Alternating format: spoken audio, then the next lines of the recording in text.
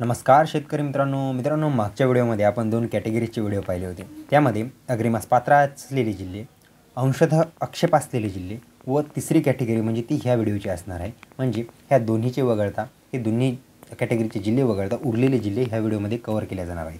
तर कृपया ह्या व्हिडिओमध्ये जर तुमचा जिल्हा असेल तर कृपया नाराज होऊ नका। नाराज जे काही असेल ते अजिबात होऊ नका, कारण हे जे जिल्हे मी सांगणार आहे हे 70% आक्षेप यांना जाहीर आहे। म्हणजे यांचे 30% चान्स आहेत की यांना विमा मिळेल म्हणून मिळेल, पण खूप वेळ लागेल। म्हणजे बाकी जिल्ह्यांना जोपर्यंत म्हणजे बाकी जिल्ह्यांसोबत तुम्हाला जर कंपेअर करायला गेलं तर त्या जिल्ह्यांना अगोदर भेटून जाईल, तुम्हाला वेळ लागू शकतो, म्हणजे बराच वेळ लागू शकतो, जास्त वेळ लागू शकतो। तर कृपया थंबनेलवरून तुम्हाला आयडियात लागला असेल की त्या जिल्ह्यांना मी आता हायलाईट करणार आहे। तर ही अतिशय म्हणजे चिंतेची बाब आहे। जर त्या जिल्ह्यामध्ये तुम्ही जर असाल तर कृपया काळजी करू नका, चिंता करू नका, कारण आज नाही उद्या तुम्हाला देखील काही ना काहीतरी मिळूनच जाईल। तर चला अपन वीडियो शुरुआत करें। इससे पहले अगर आप चैनल पे नए हो तो मेरा नाम है सम्राट और स्वागत है आपका शेतकरी सम्राट इस यूट्यूब चैनल के अंदर। अगर आपने चैनल को लाइक सब्सक्राइब और दबा के शेयर नहीं किया है तो वो भी कर दो, और जो बीच में घंटा बन के दिख रहा है साइड में उसे भी दबाओ ताकि सबसे पहले नोटिफिकेशन पाओ।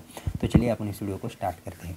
तर मित्रांनो सुरुवात आपण करूया मराठवाड्यापासून म्हणजे मराठवाड्यातील 69 तालुक्यांमध्ये खरीप हंगाम निर्माण झालेल्या परिस्थितीमुळे 427 मंडळातील पिकांचे हे नुकसान झालेलं होतं गेल्या वर्षी, व या मंडळात 25% अग्रिम देण्याचे आदेश हे जिल्हाधिकाऱ्यांनी म्हणजे सदर जिल्हाधिकाऱ्यांनी दिलेले होते, म्हणजे ज्येष्ठ जिल्ह्याच्या अधिकाऱ्यांनी दिले होते। परंतु काही कंपन्यांनी बघायला गेलं तर आता मराठवाड्यापासून पण सुरुवात केलेलीच आहे। तर सुरुवातीचा जिल्हा घेऊया, छत्रपती संभाजीनगर जिल्ह्याला कुठेतरी मागच्या पायरीवर नेऊन ठेवले, म्हणजे ह्यांना गंडवण्यात आलेलं आहे थोडक्यात। व याच्या बाजूचा जिल्हा पाहायला गेलं तर जालना जिल्हा यांचा हा मंजूर झालेला आहे। म्हणजे तुमच्या शेजाऱ्याला मंजूर झाला व तुम्हाला झाला नाही असं होऊ नका, कारण शेजाऱ्याला भेटलं व आपल्याला नाही भेटलं तेव्हा अंगाची आग होतच असते।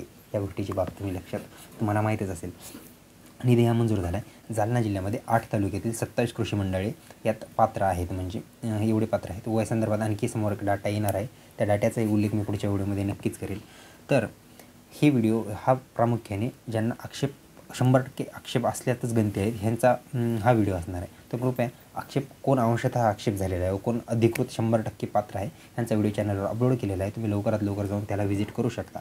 त्याचबरोबर मी ह्या व्हिडिओचा जर उल्लेख केलाच तर ह्यामध्ये आणखी आता मी ज्या जिल्ह्यांची नावं घेणार आहे ह्यांची रिझल्ट आणखी सध्या पेंडिंग आहेत, म्हणजे ह्यांचे डॉक्युमेंट पेंडिंग आहेत, यांचा निर्णय अद्याप झालेलाच नाही आहे, म्हणजे ह्यांचा उल्लेख कुठेच येत नाही।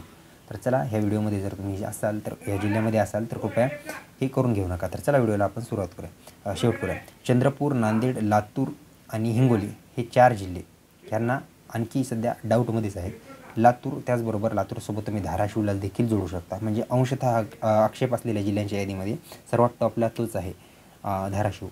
तर धाराशिवकर आणि लातूरकर ह्यांच्यासाठी थोडे सध्या म्हणजे निर्णय पेंडिंग असलेले आहेत, कारण मी धाराशिवला मागच्या व्हिडिओमध्ये घेतलं होतं, पण सध्या पाहायला गेलं तर धाराशिवलाही याच व्हिडिओमध्ये टाकण्यात आलं आहे, कारण त्यांच्याबद्दल तेवढी तूर्तसा पाहायला गेलं तर पॉझिटिव्ह अपडेट आलेली नाही आहे। तर कृपया ही होती आजच्या व्हिडिओची आजच्या जिल्ह्यांची अपडेट। ह्याच संदर्भात नवीन जर काही अपडेट आली तर तुम्हाला मी होईल तेवढी लवकरात लवकर कळेल। जर तुम्ही चॅनलला लाईक सबस्क्राईब व शेअर केलं नसेल तर तेही करून घ्या, कारण याच संदर्भात अपडेट आल्या तर तुम्हाला मी पोहोचवत असतो। तर चला मग घेऊया पुढचे जिल्हे, पुढचे अपडेट व पुढचा नवीन व्हिडिओ। तोपर्यंत धन्यवाद।